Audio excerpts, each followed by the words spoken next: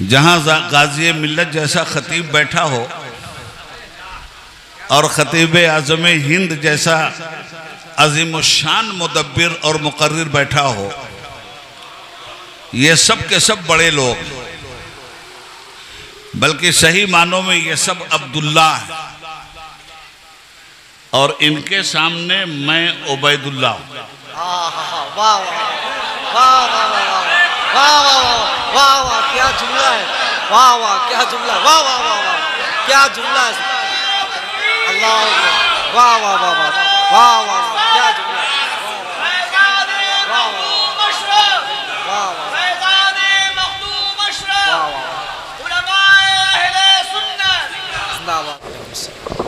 नहमदुहु व नुसल्ली अला हबीबिहिल करीम। अल्हम्दुलिल्लाह अल्हम्दुलिल्लाहि व कफ़ा व सलामुन अला इबादिहिल लज़ीना इस्तफ़ा। अम्मा बाद फ़ऊज़ु बिल्लाहि मिनश शैतानिर रजीम। बिस्मिल्लाहिर रहमानिर रहीम। कुल्लु नफ्सिन ज़ाइक़तुल मौत आमन्तु बिल्लाह सदक़ल्लाहुल अलीयुल अज़ीम। सरपरस्ते इजलास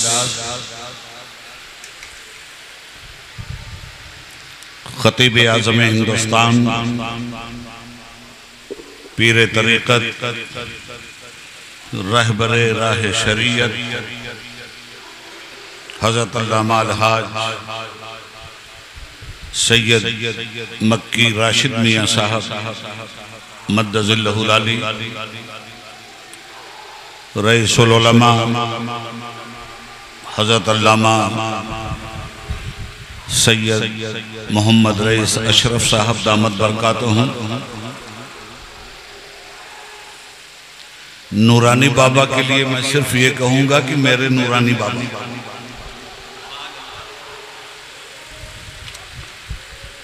बरेली शरीफ से तशरीफ लाए हुए हमारे हज़रत मौलाना अलहाज सैयद मोहम्मद असलम साहब मद्दज़िल्लहुल आली स्टेज पे तशरीफ फरमा, जुमला सादाते किराम, उलमाए इस्लाम,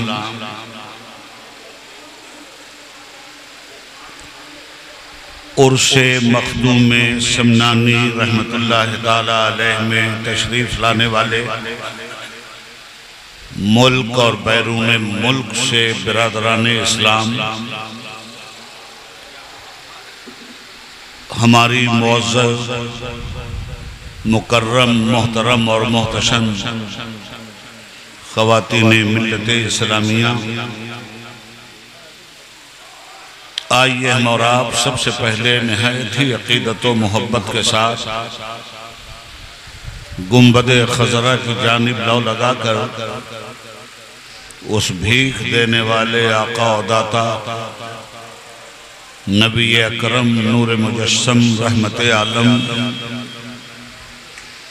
अनीसुल गरीबीन रहमतुल लिल आलमीन मुरादल नारे तकबीर, नारे रिसालत, हुजूर गाज़ी मिल्लत, हुजूर गाज़ी मिल्लत, हुजूर गाज़ी मिल्लत, हुजूर गाज़ी मिल्लत, जानशीन हुजूर मुहद्दिस आज़म हिंद, जानशीन हुजूर मुहद्दिस आज़म हिंद, हुजूर गाज़ी मिल्लत, नारे तकबीर, खानवादे हुजूर मुहद्दिस आज़म हिंद, नारे हैदरी।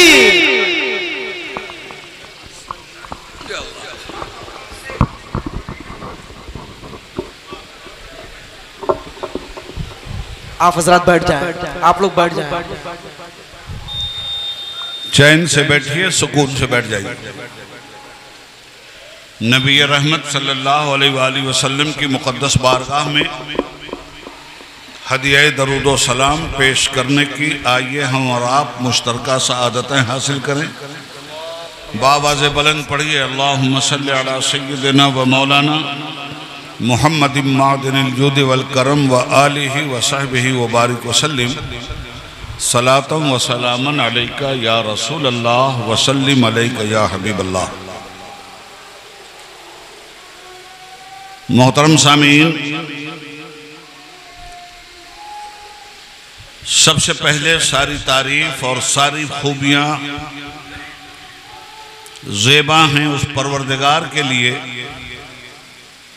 जिस मालिको मौला ने हमें कायनात की सबसे बड़ी नेमत मुस्तफ़ा दिया,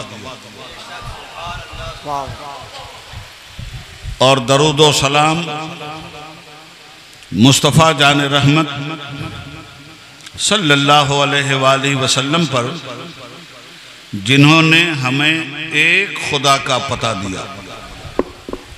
एक देखने वाले का कहा मान लिया है, बिन देखे तुझे हमने खुदा मान लिया। मौजूद सामीन, बड़ी संजीदा मजलिस है।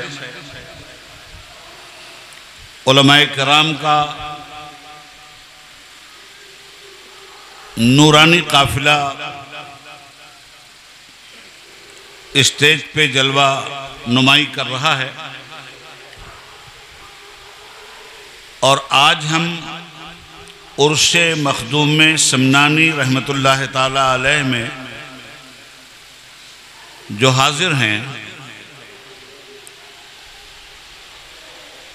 600-650 साल से चलने वाला ये रूहानी सिलसिला हर दौर में अपनी नस्ल में मुफक्किर, मुदब्बिर, मुहतमिम, मुंतजिम, मुहद्दिस, मुफक्किर, मुफस्सिर, राइटर, स्पीकर पैदा करता रहा है। और 600 साल का ये तवील सफ़र जिसमें ये ख़ानदान हिंद और बैरून हिंद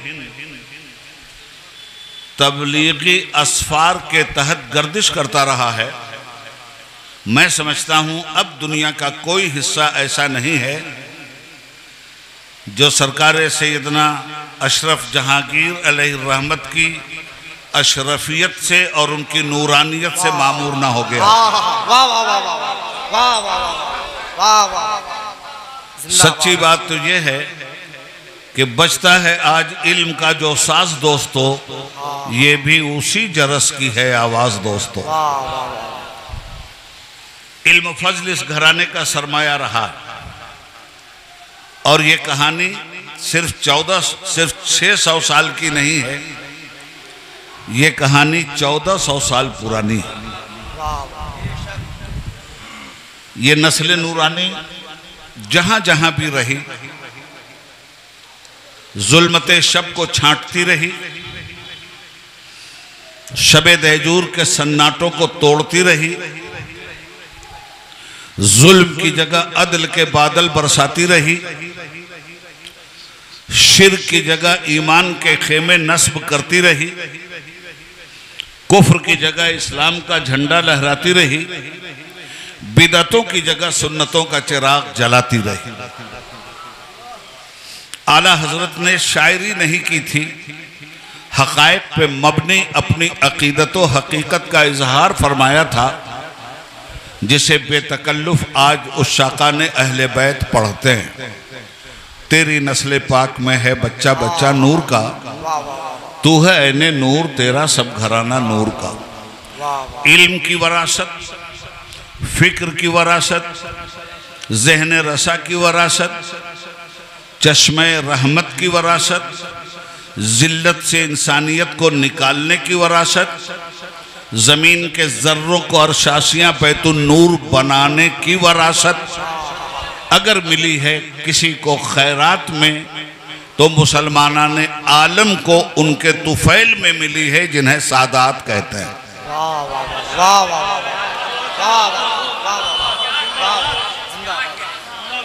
इन चंद तमहीदी अल्फाज के बाद मैं अपने मजमून की तरफ वापस लौट रहा हूं। आज मेरी गुफ्तगू का उन्वान होगा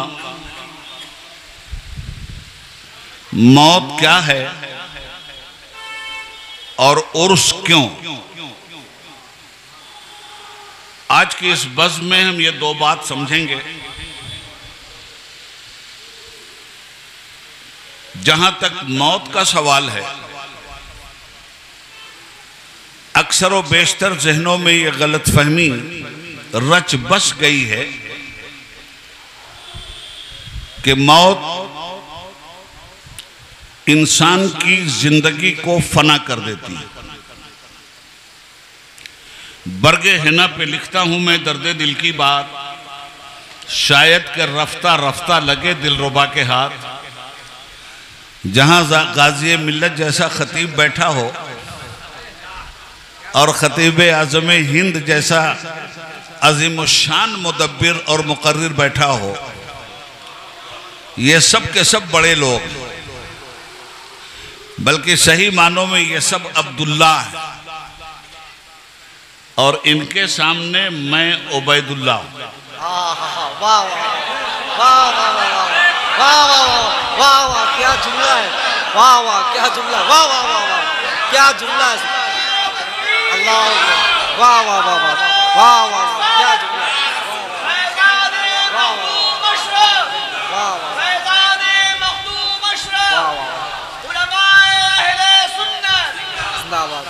अब्दुल्ला अल्लाह का बंदा, और इससे बड़ा किसी बंदे के लिए कोई खिताब हो भी नहीं सकता। अब्दुल्ला अल्लाह का बंदा, और उबैदुल्ला में जो या है वो याए तस्गीर है, अहले इल्म पे रोशन है। तो अब्दुल्ला के माना हुए अल्लाह का बंदा, और उबैदुल्ला के माना हुआ अल्लाह का सबसे छोटा बंदा। तो अल्लाह का सबसे छोटा बंदा इस वक्त आपसे मुखातिबत की सआदत हासिल करने जा रहा है। मौजू की तरफ आते हैं। अक्सर व बेशतर मौत के हवाले से अवामुन्नास में ये गलतफहमी दर आई है कि मौत इंसान की जिंदगी को खत्म कर देती है। हम कुरान करीम की रोशनी में मौत की हकीकत को समझेंगे, फिर ये बात आसानी से हमारी समझ में आ जाएगी कि मौत क्या है और उर्स क्यों है। अगर जिंदगी मौत के जरिए खत्म ही हो गई तो फिर उर्स का कोई जवाज नहीं रह जाता।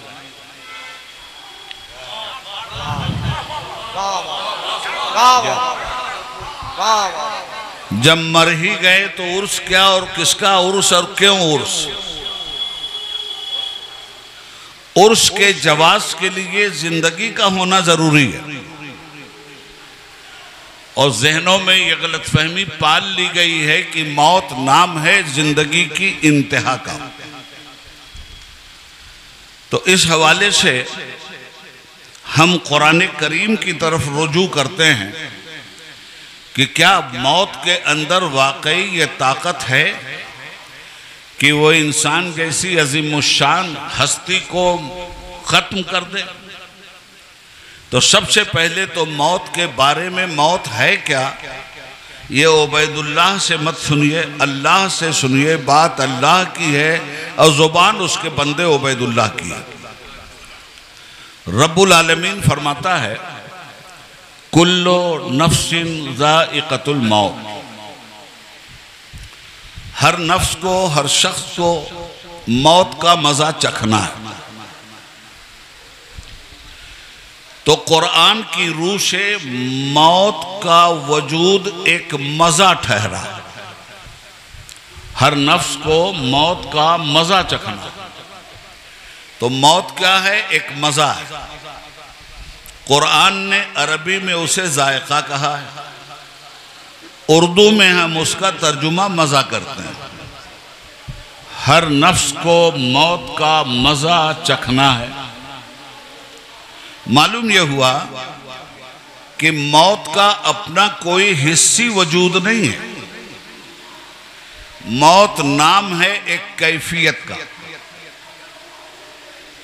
मजा नाम है एक कैफियत का, आसान जुबान में बोल रहा हूं, और कैफियत देर पा नहीं होती।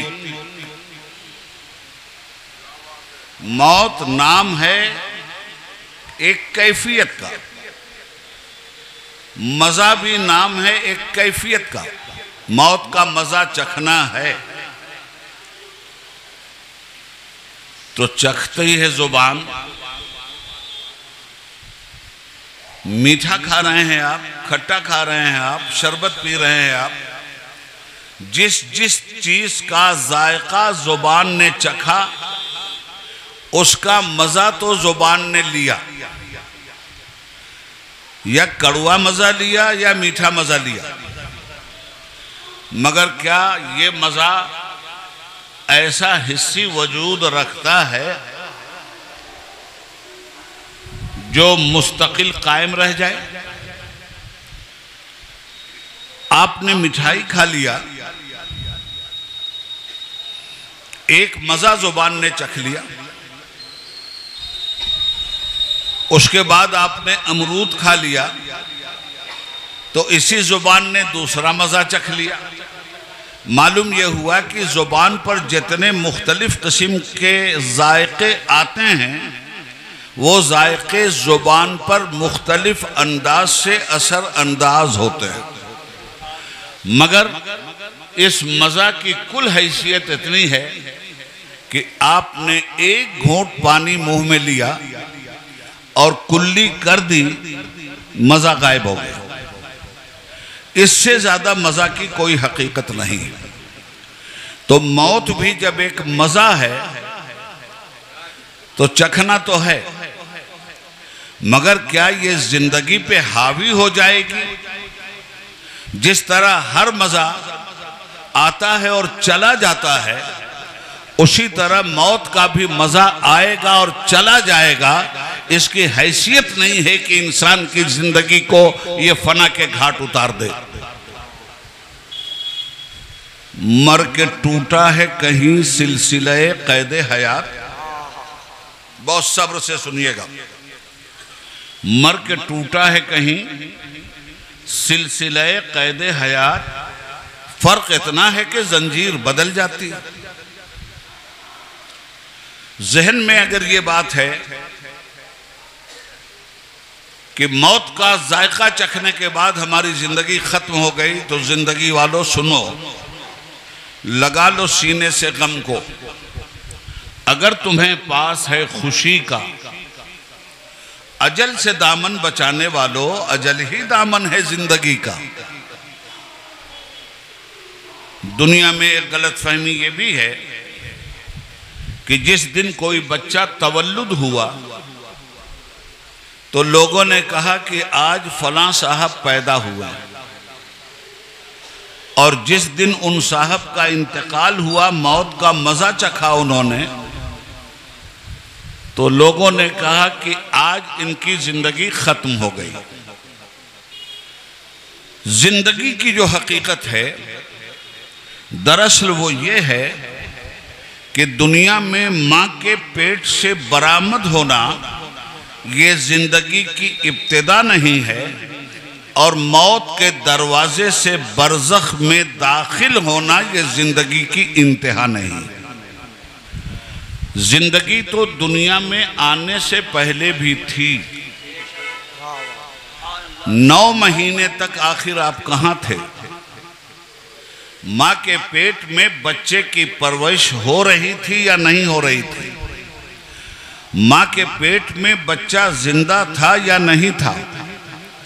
ये बच्चा मां के पेट में जिंदा था, बल्कि मैं तो ये कहता हूं जब ये मां के पेट में नहीं आया था और इसकी मां भी दुनिया में नहीं आई थी, उससे पहले भी ये मौजूद था, और जहां मौजूद था वहीं इसकी मां भी मौजूद थी। जहां ये मौजूद था वहीं इसका बाप भी मौजूद था। इसकी सारी अगली पिछली नस्लें इसके साथ वहीं मौजूद थी जहां ये मौजूद था। अब कुरान करीम के जरिए मैं हवाला दे दूं, रब्बुल आलमीन ने जब अदम से इंसान को वजूद बख्शा।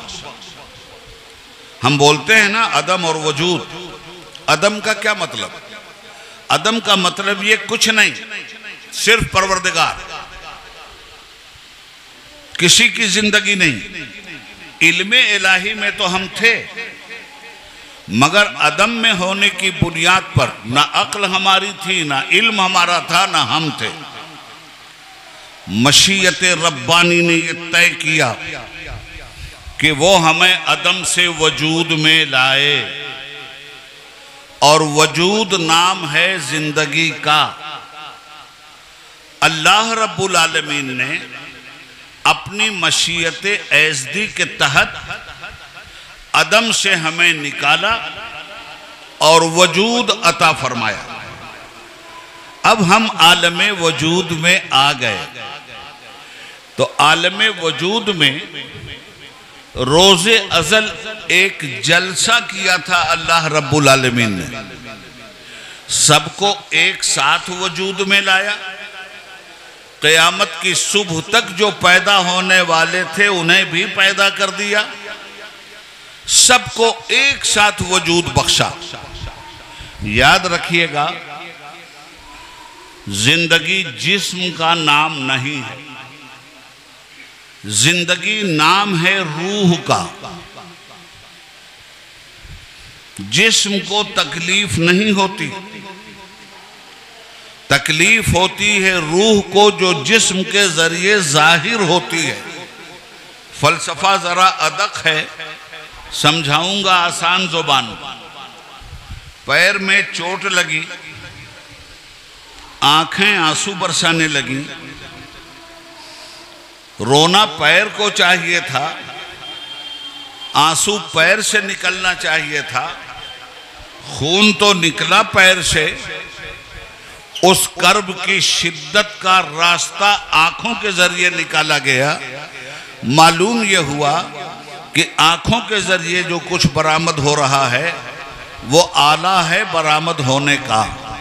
ये जो जुबान बोल रही है, ये जुबान नहीं बोल रही है, उस बोली के लिए जुबान तर्जुमान बन गई है, बोल रूह रही है। और आसानी से समझा दूं, इंतकाल के बाद जब जिस्म मर जाता है,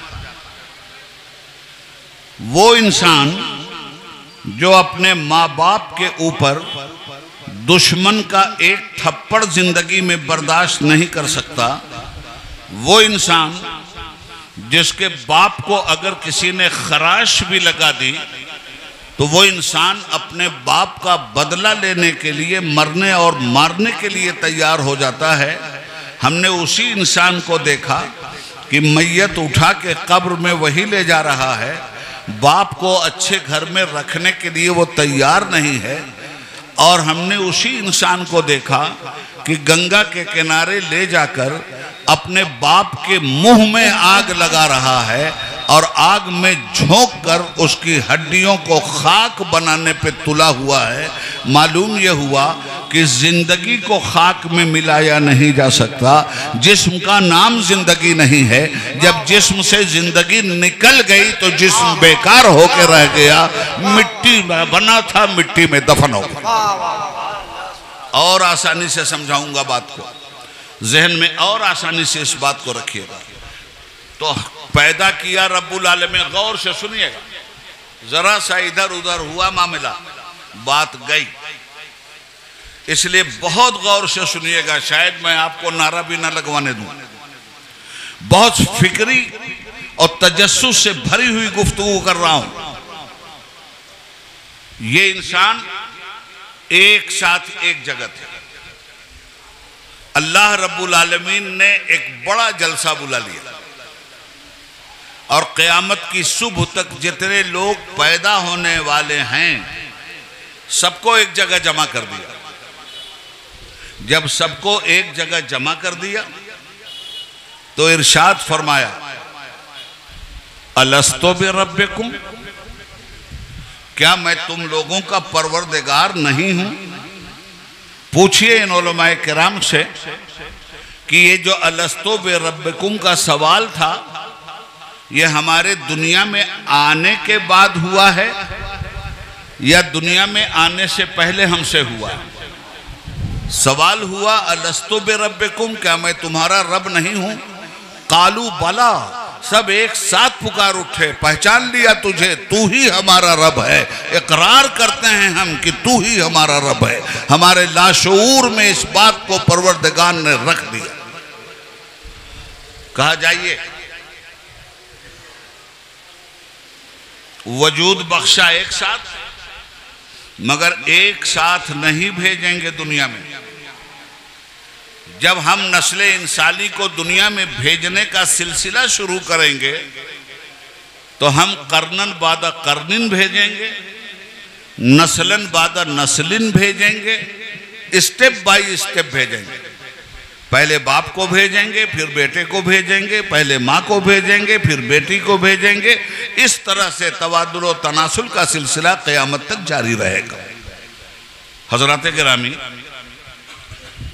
एक जगह हुए सब ना, अब भेजने का सिलसिला शुरू हुआ। तो भेजा के यहां पहले मुंतकिल किया बाप की पुश्त में। अब सफर शुरू हुआ आपका। बाप की पुश्त से मुंतकिल किया मां के पेट में। वहां की भी आपकी जिंदगी एक जिंदगी है। मां के पेट से में एक मुद्दत तक रखा, उसके बाद फिर फरमाया सफर करो। अब मुंतकिल किया इस दुनिया में। लिकुल्ल अजल मुसम्मा, एक मुद्दत तक तुम्हें हम इस दुनिया में रखेंगे। उसके बाद कुल्लु नफ्सिन ज़ाइक़तुल मौत, फिर तुम्हें मौत का मजा चखना होगा। इस दुनिया में वो मियादो मुद्दत खत्म हुई, फरमाया मुंतकिल हो जाओ। अब मौत के दरवाजे से मुंतकिल होकर हम बरज़ख में पहुंचे। अब हमारी मौत कहीं नहीं हो रही। मौत से जिंदगी में हम आ चुके, अदम से वजूद हमने पा लिया। अब मौत का कोई सवाल कभी के लिए नहीं है। अब सिर्फ मुसाफिर हैं हम, एक जगह से दूसरी जगह इंतकाल, दूसरी जगह से तीसरी जगह इंतकाल। अजी इसी कलील जिंदगी में भी हम रोज इंतकाल करते हैं। आप लोग कहां से आए हैं? जहां से भी आए हों किचौसा शरीफ, जहां से भी आए हों उर्स मखदूमी में, आप इंतकाल करके आए हैं। आपने अपने घर से इंतकाल किया, कहां के लिए? किचौसा शरीफ के लिए। कल फिर आप यहां से इंतकाल करेंगे। जिसको जहां जाना होगा, मालूम यह हुआ कि जहां जहां जा रहे हैं आप, जिंदगी मुस्तकिल इंतकाल करती जा रही है। एक दिन ऐसा आएगा कि इस जाहिरी दुनिया का इंतकाल भी बंद हो जाएगा और बरज़खी दुनिया में मौत के दरवाजे से दाखिल होकर हमारी जिंदगी आगे बढ़ जाएगी। एक बात और अर्ज करेंगे हम, ये बच्चा जो पैदा हो रहा, जिसको हम कहते हैं पैदा हुआ, ये दुनिया में आता है तो इसका पहला अमल क्या है? ये आता है अपने दुनिया में अपना हक जताता हुआ कि हम आ गए। ये जब आता है तो अपनी जिंदगी का सबूत देता हुआ आता, रोता हुआ आता है ना। ये और बात है कि आप हंसते हैं, मगर ये बच्चा तो खुद रोता हुआ आ रहा। थोड़ी देर तक रोया, आंख खुली, खामोश हो गई। जब तक आंख नहीं खुली तब तक तो रोता रहा। आंख खुली, खामोश हो गया। अब इस जिंदगी की फजा और माहौल में रच बस गया। ये रो क्यों रहा था और इसका रोना बंद क्यों हो गया? ये दो बातें भी समझने की। ये अपने ख्याल में रो इसलिए रहा था कि मुझसे मेरी दुनिया छीन ली गई, मुझसे मेरा घर छीन लिया गया। बहुत आसान जुबान में बोल रहा हूं। मुझसे मेरा घर छीन लिया गया। तो किसी का घर छीना जाए और जिंदगी की रमक उसमें हो तो रोएगा या नहीं रोएगा? वाह वाह वाह। और फिर ये ऐसा भी नहीं था कि बेसमझ पैदा किया गया था। हजरत कुरान करीम कहता है कि ऐ लोगों, ये मत समझना कि दुनिया में जाने के बाद जब तुम कुछ पढ़ लिखते हो तब तुम्हें खैर व शर का पता चलता है। जब तुम कुछ पढ़ लिख करके आगे बढ़ते हो और तुम्हें जब डिफिनेशन मालूम हो जाती है कि मुसीबत की डिफिनेशन ये है और मुसर्रत की डिफिनेशन ये है, गम की डिफिनेशन ये है, खुशी की डिफिनेशन ये है, मतलब हासिल करने की डिफिनेशन ये है और मतलब से महरूमी की डिफिनेशन ये है, तब तुम्हें पता चलता है कि हमारा गम क्या है, हमारी खुशी क्या है, हमारी चाहत क्या है, हमारी नाराजगी क्या है। इसका पता बिला इल्म के नहीं चलता, इसके लिए इल्म जरूरी है। मगर मैं आपसे कहता हूं कि इस दुनिया में स्कूल में जाने से पहले उस करीम परवरदिगार ने अपने बच्चों को गम और मुसर्रत का इल्म दे के भेजा है। माँ के पेट से जो बच्चा बरामद हो रहा है, रब्बुल आलमीन फरमाता है फल हमहा फुजूरहा व तक़वाहा, दुनिया में जा रहा है, इसके फिक्र में, इसके इदराक में, इसके जहन में हमने गम और मुसर्रत का शऊर भी रख दिया है, मतलब बरारी का शऊर भी रख दिया है, नाराजगी का शऊर भी रख दिया है। मतलब बरारी आते ही भूख लगी, माँ का सीना तलाश करने लगा, चीखने लगा, मगर माँ की ममता से जब दो चार हुआ तो मुस्कुराने भी लगा। ये है परवरदिगार का निज़ामे मशीयत, इस तरह से अपने बच्चों की वो परवरिश करता है। इसीलिए हम पे फर्ज है कि गम हो कि मुसर्रत हो, हर हाल में हमारी जुबान हम्द के तराने गाए और हमेशा कहें हमदो सना हो तेरी, कौनो मकान वाले, ऐ रब्बे हर दो आलम, दोनों जहान वाले, तू सब पे मेहरबान है, रहमान नाम तेरा, बंदे हैं तुझ पे कुर्बान, रहमत की शान वाले, यौमे जजा के मालिक, खालिक हमारा तू है, सजदे हैं तुझको करते, तेरी ही जुस्तजू है, इमदाद चाहे तुझसे, सबका सहारा तू है, बस तेरी बारगाह में अपनी एक आरजू है, रास्ता दिखा दे सीधा, रास्ता दिखाने वाले, रास्ता चला दे सीधा, रास्ता चलाने वाले, वो रास्ता दिखा तू परवरदिगारे आलम, जिस पर चला किए हैं परहेजगारे आलम, नेमत थी जिनको मिलती तुझसे नगारे आलम, और नाम जिनका अब तक है यादगारे आलम, ये मखदूम समनानी है, नाम जिनका अब तक है यादगारे आलम, ये अशरफ जहांगीर हैं, नाम जिनका अब तक है यादगारे आलम, ये इल्म फजल की शमा है, नाम जिनका अब तक है यादगारे आलम, तेरी नजर में ठहरे जो इज्जो शान वाले, मातूब हैं जो तेरे, ऐ खालिक़े यगाना, गुमराह हुए जो तुझसे, ऐ साहिबे जमाना, आजिज उबैद को तू उनकी न रह चलाना, कर रह में इतना अब तू, ऐ कादिरे तवाना, मकबूल ये दुआ हो, ऐ ला मकान वाले, हमदो सना हो तेरी, कौनो मकान वाले, ऐ रब्बे हर दो आलम, दोनों जहां। वाह वाह वाह, नारे तकबीर, नारे रिसालत, उनसे मखदूमी, जिंदगी देके भेजा है।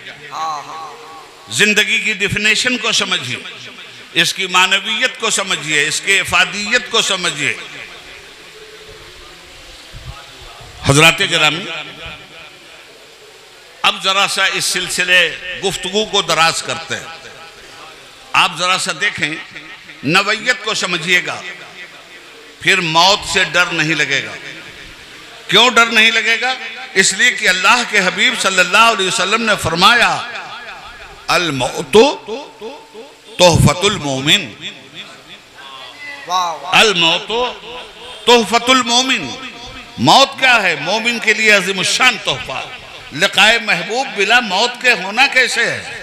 वसाले महबूब बिला मौत का मजा चखे हुए होना कैसे है? हजरात, तो आज एक बात तो ये जहन में आई कि हम, ये बच्चा जब रोया और माँ की छातियों के साथ लग के हंसने लगा। आंखें खुली, जानते हैं क्यों रोया? मेरा घर मुझसे छीन लिया गया। भैया जिसको उठना हो चुपचाप से उठ के चला जाए, डिस्टर्ब नहीं करना। एक बार दरूद पाक पढ़ लीजिए, अल्लाहुम्मा सल्ली अला सय्यिदिना मौलाना मुहम्मद मुबारक वसल्लम। रो क्यों रहा है? मुझसे मेरा घर छीन लिया गया इसलिए रो रहा है। मैं अपनी दुनिया में बड़े आराम से था, न मॉब लिंचिंग का कोई डर था, न बुलडोजर का कोई डर था। इनसे सीखा है, इनसे। मस्ती में था। न योगी जैसे किसी जालिम से वास्ता हुआ था, न मोदी जैसे किसी पापी से वास्ता हुआ, बड़ा मस्ती में था। इससे इसका घर छीना गया, रोया। मगर जब आंख खुली, खुला हुआ आसमान देखा, वसी सल्तनत देखी दुनिया की, तो सोचने लगा अरे यार मैं तो बड़ा गलत फहमी में था। मैं तो यही समझ रहा था कि वही मेरी दुनिया है, वही मेरा घर है, वही एक जहान है, उसी में मस्ती है। अरे अब समझ में आया कि वो तो कैद खाना था 9 महीने का, दुनिया तो ये है जिसमें आया हूं। मगर है दुनिया वालों, मौत के दरवाजे से जब तुम बरज़ख की दुनिया में जाओगे तो उसी बच्चे वाली कैफियत तुम्हारी वहां भी होगी कि अरे अल्लाह, मैंने तो समझा था कि वो दुनिया थी। यहाँ तो जलवाए रब्बानी का मुशाहिदा हो रहा है, यहाँ तो फरिश्तों के नूरानी काफिले देख रहा हूँ, यहाँ तो अर्शे इलाही की नेमतें बरस रही हैं, यहाँ तो मलाइका के फयूज की खनगरज देखने को मिल रही है, यहाँ तो मुग़य्यबात के पर्दे उठ गए हैं, यहाँ तो मुशाहिदात जलवाए रब्बानी का मजा आ रहा है। मैं तो गलत फहमी में था। वो दुनिया जिसको छोड़कर मौत के दरवाजे से इस दुनिया बरज़ख में दाखिल हुआ हूँ, असल दुनिया तो ये है। वो तो दुनिया उसी तरह माँ के पेट की तरह एक कैद खाना थी, जिस दुनिया को छोड़कर मैं मौत के दरवाजे से बरज़ख की दुनिया में आया हूं। सुनिए, जिंदगी मुंतकिल हो रही है, मर कहीं नहीं रही। जो मरना था आदम में मर चुकी थी, अब कहीं नहीं मर रही, बरज़ख में पहुंची जिंदगी। बरज़ख क्या है इसे भी समझिए। उर्से मखदूमी में आने का मतलब यह है, जानते हो क्या मतलब? उर्से मखदूमी में आने का मतलब यह है कि अहद करके मखदूम साहब से जाओ कि सरकार, आपने जहालत को मिटाया था, इल्म दीन को फैलाया था, हम भी आपके उर्स में अहद करके जा रहे हैं कि अपने घर से जहालत को निकालेंगे और दीन को अपने घर में नाफिज करेंगे। अपने इलाके से जहालत को निकालेंगे और दीन को आपके अपने घरों में नाफिज करेंगे। आपने इकामत नमाज का जलवा दिखलाया था, सरकार हमसे बड़ी भूल हुई, हम आपसे वादा करके जा रहे हैं, आप ही तो हमारे पीर हैं, एक मर्तबा और अहद हम आपसे करके जा रहे हैं कि अब तक जो गलतियां हुई हुजूर, जब आपने एक वक्त की नमाज नहीं छोड़ी थी तो हम एक वक्त की नमाज क्यों छोड़ेंगे? जब आपने हराम नहीं खाया था तो हम क्यों हराम खाएंगे? जब आपने हलाल की तबलीग की थी तो हम हलाल की तबलीग से क्यों बाज आएंगे? हजरात, उर्स में आने का ये मतलब, इस उर्स से गए आप और नमाजें नहीं पढ़ रहे हैं। मैं साफ कहता हूं, मखदूम पाक के पास बैरंग आए हो, बैरंग जा रहे हो। आए तो थे, दरवाजा तो खुला था फैज का, मगर तुमने अपने ऊपर खुद फैज का दरवाजा बंद कर लिया। यहां आकर नेमते हिदायत मांगो। सबसे बड़ी दौलत का नाम है नेमते हिदायत। कोई बेटी मांग रहा है, कोई बेटा मांग रहा है, कोई दौलत मांग रहा है, क्या छोटी छोटी बात करते हो? और बेटी बेटा भी डायरेक्ट मखदूम से मत मांगो, मखदूम के मालिक से मांगो, मखदूम के वास्ते से मांगो।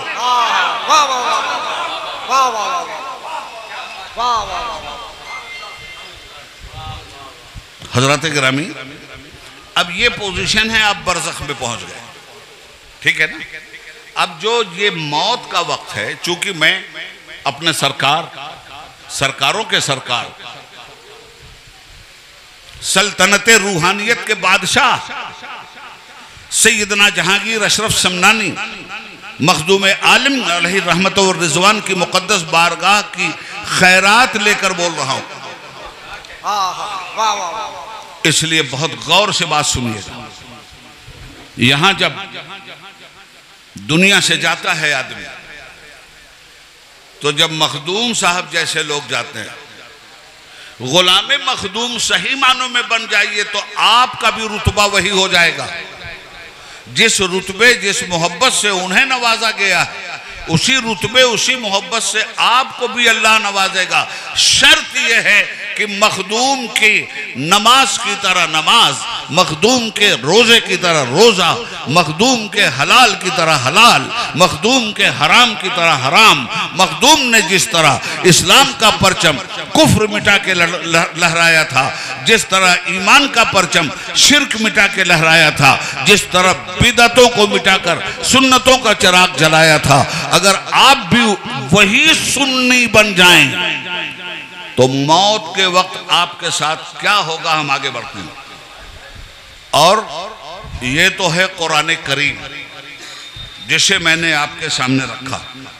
कुल्लो नफ्सिन जायक़तुल मौत, हर नफ्स को मौत का मजा चखना। चलिए चख लिया। मखदूम पाक जैसे लोग जब इस दुनिया से जाते हैं तो इनके जाने का समा क्या होता है? भाई एक दिन तो हजरत ने भी इंतकाल फरमाया ना, और जिस दिन इंतकाल फरमाया है उसी दिन तो आप आके कुल कर रहे हो। तो ये जब जाते हैं तो इनके जाने का समा क्या होता? तो पहले दो बातें सुन लीजिए कुरान करीम से।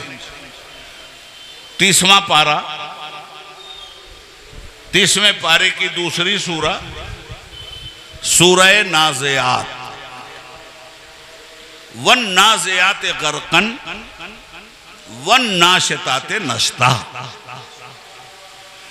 काफिर की जान कैसे निकाली जाती है और मोमिन की रूह कैसे निकाली जाती है, इन दोनों आयतों की रोशनी में पहले इसे समझ लीजिए। निकलनी तो है, अरे जो अपनी दुनिया की ये रूह भी तो यहां कैद है भाई, ये भी तड़प तड़प के अपना मकान तलाश कर रही है। तो इसे भी हुक्म है कि सब्र से काम ले ले, नमाज से काम ले ले, रोजे से काम ले ले। दायरा अमल है, दारुल इम्तिहान है, इस दारुल इम्तिहान में इम्तिहान दे दे और उसके बाद तो तुझे परे परवाज़े जिब्रील अता कर दिया जाएगा। हजरात, अब ये जो पोजीशन है, वन नाज़ियात गरकन, कसम है उन फरिश्तों की जो डूब कर जान को खींचते हैं। ये काफिर की जान निकालने के लिए आयत बयान कर रही है। कैसे निकालते हैं जान, आप जानते हो भाई? नाखून में भी जान है, पैर में भी जान है, हाथ में भी जान है, जुबान में भी जान है, दिल में भी जान है, दिमाग में भी जान है, आंख में भी जान है, नाक में भी जान है, कान में भी जान है, गले में भी जान है ना। तो ये कैसे निकालते हैं काफिर की जान? वन नाज़ियात गरका, डूब कर खींचते हैं ये। तो ये तो है कुरान। अब हदीस पाक में सुनिए, अल्लाह के हबीब, जख्म खुर्दा इंसानियत के तबीब हजरत मोहम्मद मुस्तफ़ा सल्लल्लाहु अलैहि वसल्लम फरमाते हैं कि काफिर की जान इस तरह निकाली जाती है। मिसाल हुजूर ने दिया है, जैसे एक कांटों से भरी हुई शाख हो, कांटों से भरी हुई शाख हो, उसमें गीला ऊन लिपटा हुआ। अब जब गीले ऊन को उस शाख से आप निकालोगे तो वो लम्हा लम्हा कैसे रेजा रेजा होकर निकलेगा। तो काफिर के जिस्म की शाख में जो इसकी बेईमान रूह है, जब वो निकाली जाती है तो इसी तरह फरिश्ते खींचकर निकालते हैं। पहली आयत वन नाज़ियात गरका, दूसरी आयत आपके लिए वन नाशितात नश्ता। जब साहब ईमान की रूह निकालते हैं तो इस तरह निकालते हैं जैसे एक मशकीज़े में पानी भरा हुआ हो और मशकीज़े का मुंह खोल दिया जाए, कितनी तेजी के साथ पानी निकल जाता है, इस तरह साहब ईमान की रूह निकाली जाती है। अब बात हदीस और कुरान की, आगे चले। मखदूम सिमनानी अलैहिर्रहमा